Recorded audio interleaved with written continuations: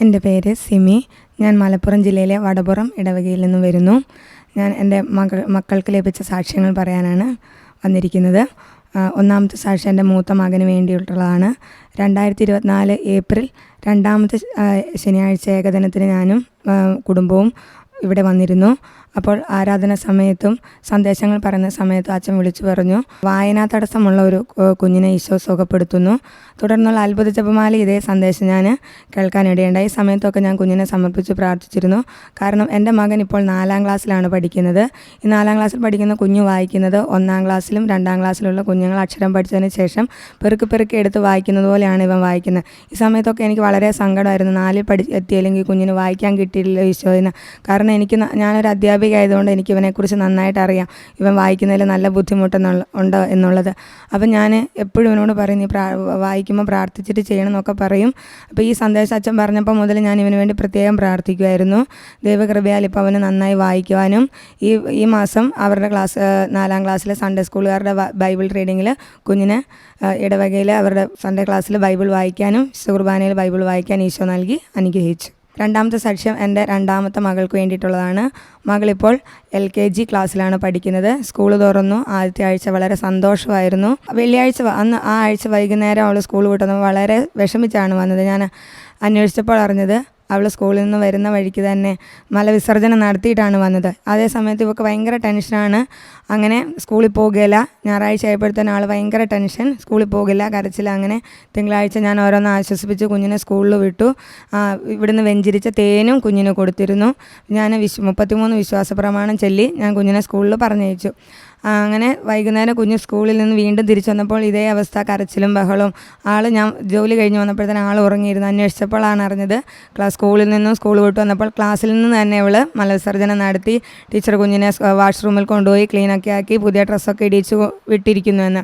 പിറ്റേ ദിവസം ആയപ്പോഴത്തേനും ആൾ വീണ്ടും സ്കൂളിൽ പോകാൻ വേണ്ടി. അപ്പോഴാണ് ഞാൻ കുഞ്ഞിനെ കഴുത്തിൽ ഉത്തരീയം ഇല്ലല്ലോ എന്നോർത്ത് കുഞ്ഞിനെ ഉത്തരീയം ധരിപ്പിച്ചു. അങ്ങനെ മാതാവിനോട് പ്രാർത്ഥിച്ച് ഞാൻ വിട്ടു, മാതാവേ കുഞ്ഞിന് ധൈര്യവും ശക്തി നൽകണേ, കുഞ്ഞിനെ സംരക്ഷിക്കണമേ എന്ന് പ്രാർത്ഥിച്ചു.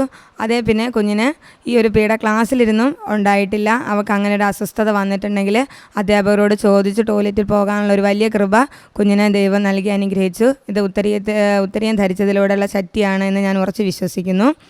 3-ാമത്തെ സാക്ഷ്യം എൻ്റെ 3-ാമത്തെ കുഞ്ഞിന് വേണ്ടിയിട്ടുള്ളതാണ്. അവൾക്കിപ്പോൾ 2.25 വയസ്സായിരിക്കുന്നു.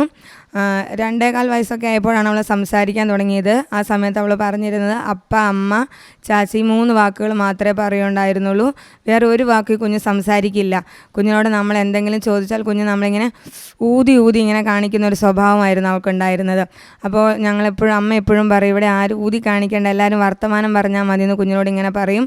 നമ്മൾ പറയുന്ന എല്ലാ കാര്യങ്ങളും കുഞ്ഞിന് മനസ്സിലാകും. അവൾക്ക് എന്തെങ്കിലും ആവശ്യമുണ്ടെങ്കിൽ അവൾ നമ്മളെ കൊണ്ടുപോകും. അവൾക്ക് ആവശ്യമുള്ളത് ചൂണ്ടിക്കാണിക്കും. അവളുടെ കാര്യങ്ങളെല്ലാം അവൾ സാധിച്ച് മേടിച്ചെടുക്കും. അങ്ങനെയുള്ള പ്രകൃതമായിരുന്നു. അങ്ങനെ ഇരിക്കുമ്പോൾ അത്ഭുത ജപമാലയിൽ അച്ഛനിങ്ങനെ വിളിച്ചു പറഞ്ഞു, സംസാര തടസ്സമുള്ള ഒരു കുഞ്ഞിനെ ഈശോ സുഖപ്പെടുത്തുന്നുണ്ടെന്ന്. ആ സമയം ഞാൻ ഉറച്ച് വിശ്വസിച്ചത് ഈശോയെ അത് എൻ്റെ കുഞ്ഞ് തന്നെ ആയിരിക്കണമെന്നും വിശുദ്ധ കുർബാനയിൽ കൈ തൊട്ട് ഞാൻ കുഞ്ഞിൻ്റെ നാവിൽ കുരിശടയാളം വരച്ച് ഈശോയെ നാവിൻ്റെ കെട്ടഴിക്കണമെന്ന്.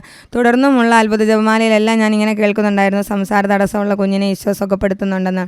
ഇപ്പോൾ എൻ്റെ കുഞ്ഞ് നന്നായി സംസാരിക്കും. എല്ലാ കാര്യങ്ങളും ആ 2.25 പ്രായത്തിലുള്ള കാര്യത്തിൽ അവൾ സംസാരിക്കുകയും ചെയ്യുന്നുണ്ട്. 4-ാമതായുള്ള സാക്ഷ്യം എനിക്ക് ലഭിച്ചൊരു സാക്ഷ്യമാണ്, അനുഗ്രഹമാണ്. അതായത് എനിക്ക് ചെവിക്ക് നല്ല ചെവി ഇങ്ങനെ കടിക്കുന്ന ഒരു പ്രകൃതം ഉണ്ടായിരുന്നു. എപ്പോഴും ഞാനിങ്ങനെ ബഡ്സ് നന്നായി ചെവിയിൽ ഉപയോഗിക്കും. ഒരു ദിവസം ഒരു 3-4 ബഡ്സ് ഞാൻ ഉപയോഗിക്കും. അങ്ങനെ ഇരിക്കുമ്പോൾ ഏപ്രിൽ 24-ാം തീയതി ശാലോം TV-യിലെ എൽറൂഹ ദൈവവചന ശുശ്രൂഷയിൽ സന്ദേശങ്ങൾ വിളിച്ചു പറയുന്ന സമയത്ത് അച്ഛൻ വിളിച്ചു പറഞ്ഞു, ചെവിയിൽ ധാരാളമായ ബഡ്സ് ഉപയോഗിക്കുന്ന ഒരു വ്യക്തിയെ ഈശോ സുഖപ്പെടുത്തുന്നുണ്ടെന്ന്. ആ സമയം ഞാൻ ഉറച്ചു വിശ്വസിച്ച് ഈശോ അത് ഞാൻ തന്നെ ആയിരിക്കണമെന്ന്. അങ്ങനെ ഈ ഒരാഴ്ചയായിട്ടും ഇവിടെ ധ്യാനിക്കാൻ വന്ന് ഇന്നലെ ആരാധന സമയത്തും അച്ഛൻ വിളിച്ചു പറഞ്ഞു, ധാരാളം ബഡ്സ് ഉപയോഗിക്കുന്ന ഒരു വ്യക്തി ഈശോ സുഖപ്പെടുത്തുന്നുണ്ടെന്ന്. അപ്പോൾ ഞാൻ ഉറച്ചു വിശ്വസിക്കുന്നു. ഈ ഞായറാഴ്ച മുതൽ ഈ നിമിഷം വരെ എനിക്ക് അങ്ങനെ ഒരു സാധനം ഉപയോഗിക്കേണ്ടതായി വന്നിട്ടേയില്ല. ഇത്രയും അനുഗ്രഹം തന്ന എൻ്റെ സർവശക്തനായ ഈശോയ്ക്ക് 1000 നന്ദി.